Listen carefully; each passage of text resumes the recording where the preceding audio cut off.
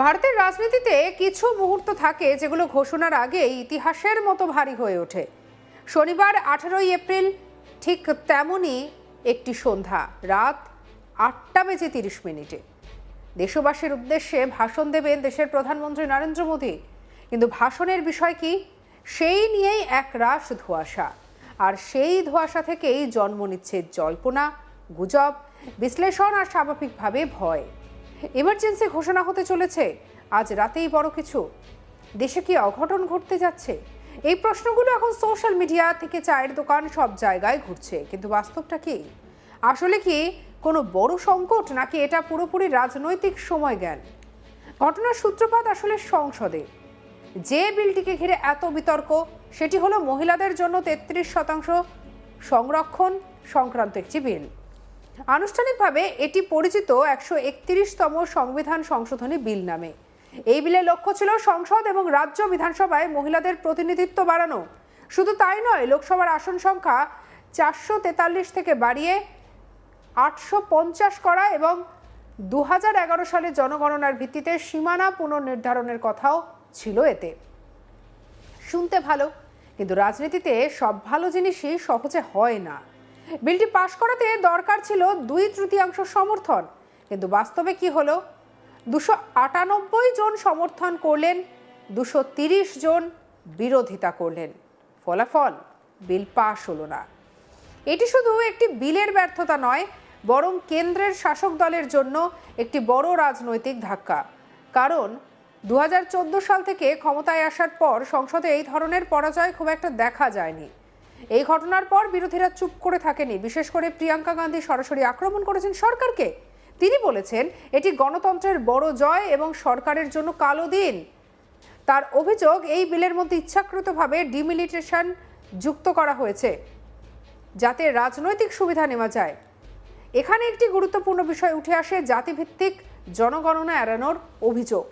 বিরোধীরা বলছে সরকার 2011 সালের পুরনো ডেটাকে ব্যবহার করে নতুন সীমানা নির্ধারণ করতে চেয়েছে, যাতে বাস্তব পরিস্থিতিতে ধামাচাপা পড়ে যাবে। সূত্র অনুযায়ী ক্যাবিনেট বৈঠকে নরেন্দ্র মোদী বিরোধীদের বিরুদ্ধে তীব্র ক্ষোভ প্রকাশ করেছেন। তিনি নাকি বলেছেন বিরোধীরা মহিলাদের বিরুদ্ধে কাজ করছে, তাদের এই অবস্থানের জন্য ভবিষ্যতে রাজনৈতিক মূল্য দিতে হবে। শুধু তাই নয়, তিনি নাকি দলের নেতাদের নির্দেশ দিয়েছেন এই বার্তা দেশের প্রতিটি গ্রামে পৌঁছে দিতে হবে। এখন আসল প্রশ্ন, আজকের ভাষণে কি বলবেন প্রধানমন্ত্রী?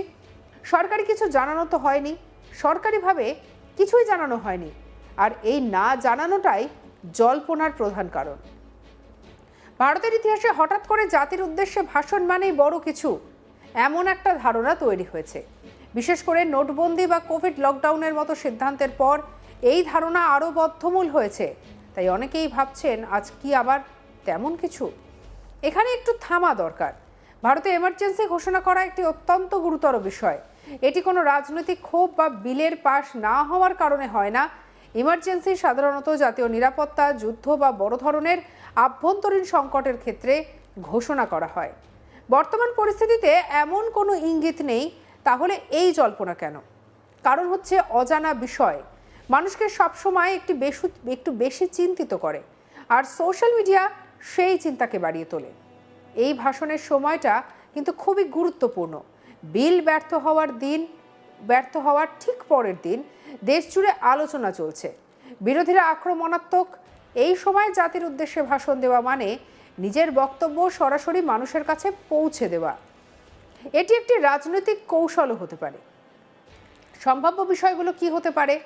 যদিও নিশ্চিত কিছু জানা নেই, তবু কিছু সম্ভাবনা নিয়ে আলোচনা করা যায়। প্রথমত, তিনি মহিলাদের সংরক্ষণ নিয়ে নিজের অবস্থান পরিষ্কার করতে পারেন। দ্বিতীয়ত, বিরোধীদের বিরুদ্ধে সরাসরি রাজনৈতিক বার্তা দিতে পারেন। তৃতীয়ত, ভবিষ্যতে কোনো বড় পরিকল্পনা বা রোডম্যাপ তিনি ঘোষণা করতে পারেন। চতুর্থত, দেশের বৃহত্তর রাজনৈতিক বা অর্থনৈতিক পরিস্থিতির নিয়ে কথা বলতে পারেন। এই মুহূর্তে দেশের মানুষ দু দলে দ্বিধাবিভক্ত হয়ে গেছে। এক দল চিন্তিত কিছু বড় হতে চলেছে কিনা তা নিয়ে, আরেক দল কৌতূহলী কি ঘোষণা হতে চলেছে তা জানার জন্য। এই দুই অনুভূতির মাঝে তৈরি হয়েছে এক ধরনের টানটান উত্তেজনা। এই ধরনের পরিস্থিতিতে মিডিয়ার ভূমিকা অত্যন্ত গুরুত্বপূর্ণ, কিন্তু একই সঙ্গে সোশ্যাল মিডিয়াও বড় ভূমিকা নিচ্ছে। অনেক সময় যাচাই না করলে খবর ছড়িয়ে পড়ছে। এমার্জেন্সি শব্দটি সেইভাবে ভাইরাল হয়েছে। ফলে বাস্তবের চেয়ে আতঙ্ক বেশি তৈরি হচ্ছে। প্রধানমন্ত্রী যখন জাতির উদ্দেশ্যে ভাষণ দেন, তা সবসময় কোনো প্রশাসনিক সিদ্ধান্তের জন্য হয় না। অনেক সময় এটি একটি রাজনৈতিক বার্তা দেওয়ার মাধ্যম হয়। বিশেষ করে যখন কোনো বড় বিতর্ক চলছে, তখন সরাসরি জনগণের কাছে নিজের বক্তব্য তুলে ধরার জন্য এটি একটি শক্তিশালী প্ল্যাটফর্ম।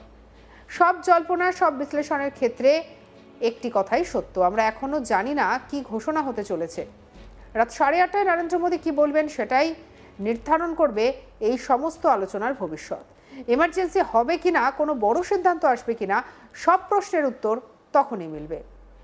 তবে একটা কথা পরিষ্কার, এই ভাষণ শুধু একটি বক্তব্য নয়, এটি একটি রাজনৈতিক মুহূর্ত যা আগামী দিনের রাজনীতিকে প্রভাবিত করতে পারে। তাই এখন পুরো দেশ অপেক্ষায়, টিভির সামনে, মোবাইলের স্ক্রিনে, আর মনের ভেতরে একটাই প্রশ্ন নিয়ে, আজ রাতে আসলে কি হতে চলেছে।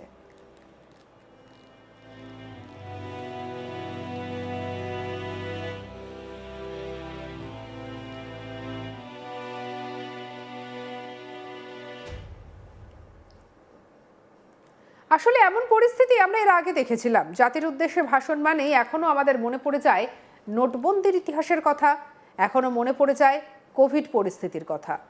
এসবের মধ্যে প্রধানমন্ত্রী নরেন্দ্র মোদী কি বলবেন তা নিয়ে শুরু হয়েছে একাধিক জল্পনা।